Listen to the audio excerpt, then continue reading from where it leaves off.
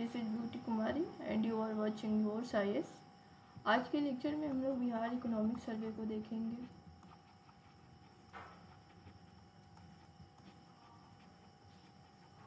जो कि 2024 का है। ठीक है, इससे पहले हम लोगों ने बिहार बजट देख लिया है और बहुत सारे करंट अफेयर्स हम लोगों ने देख लिया है, जिसमें हम लोगों ने दिसंबर तक कवर कर लिया है। कहाँ से? तो अप्रैल से दिसंबर तक हम लोगों ने कवर कर लिया है। तो आप लेक्चर सीरीज में जा कर के आप वहाँ पे देख सकते हैं और आप अपनी तैयारी को बूस्ट कर सकते हैं। तो हम लोग देखते हैं Bihar economy recorded a growth of 14.5 at current price. कितना ग्रोथ रेट है? करेंट प्राइस पे 14.5% है और कांस्टेंट प्राइस पे कितना है? तो 9.2% है। कांस्टेंट प्राइस मतलब जो बेस ईयर लिया जा गया है, बेस ईयर कब का है? तो 2011-12 का है। और जो करेंट प्राइस है वो ग्रोथ कितने कौन से ईयर का एस्टिमेट किया गया है? तो 23-24 का। ranking it the second fastest growing state in India. In 2023-24 the GSDP is estimated. GSDP कितना है at current price? 8.54 lakh crore. And जो कांस्टेंट प्राइस है 2011-12 के बेस ईयर पे जो है वो कितना था? तो 4.64 लाख करोड़ था। अगर हम पर कैपिटा इनकम की बात करें तो कितना है करंट प्राइस पे? 66,828 करोड़ है और 66,828 है। और कांस्टेंट प्राइस मतलब किसके अकॉर्डिंग? बेस ईयर 2011-2012 के अकॉर्डिंग कितना है? तो 36,333 है।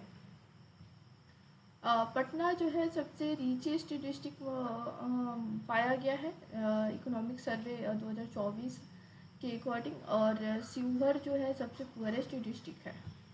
और अगर हम फिजिकल डेफिसिट की बात करें तो उसमें वो डिक्रीज हुआ है। कितना हुआ है? तो 22-23 में कितना है?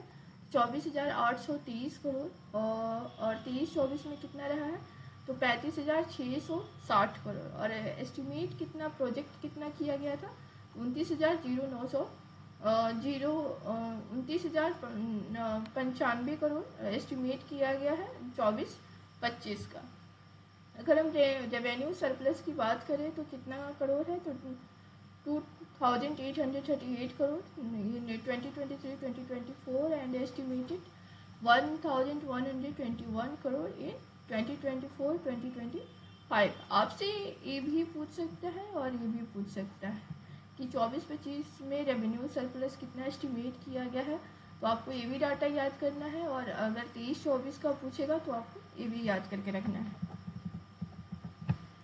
अगर हम टोटल एक्सपेंडिचर की बात करें तो उसमें इंक्रीजमेंट देखी गई है 23-24 में। वो कितना है? 2,52,000 लाख करोड़। ठीक है, जो कि 24-25 में कितना पाया गया है? तो 2,79 लाख करोड़। अगर डेवलपमेंट एक्सपेंडिचर की बात करें तो उसमें भी बढ़ोतरी पाई गई है। कितना? तो पहले कितना था? 1.69 लाख करोड़ से कितना हो गया? 1.77 लाख करोड़ हो गया है। In agriculture paddy production grew by 21%, wheat by 10.7% and livestocks and fisheries by 9.5%। मतलब कि एग्रीकल्चर की पैडी प्रोडक्शन में कितना की इंक्रीजमेंट पाई गई है? 21%। वीट में कितना? तो 10.7% and live stock and fisheries में कितना? 9.5%। Under the agricultural investment promotion policies, 7 key products are promoted: makhana, fruits, vegetables, maize, medicinal plants, honey and tea। ये भी आपको याद करके रखना पड़ेगा। ये ग्रोथ कितना हुआ है ये भी याद रखना पड़ेगा। डेवलपमेंट एक्सपेंडिचर के बारे में आपको याद करके रखना पड़ेगा। टोटल एक्सपेंडिचर में कितना इंक्रीजमेंट देखा गया है ये भी आपको याद रखना पड़ेगा। तो ये मेजर की पॉइंट्स हम बता रहे हैं जिसको आपको याद रखना बहुत ही कंपलसरी है। Industrial investment proposal amounted to 75,294 crore. Investment in micro industry grew by 135% and employment by 107%।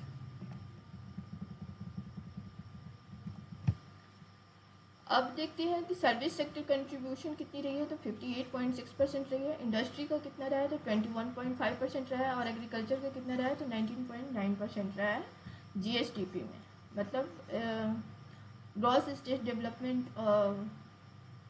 Product में कितना रहा है, तो सर्विस सेक्टर के द्वारा 58.6, इंडस्ट्री के द्वारा 21.5 और एग्रीकल्चर में कितना 19.9%।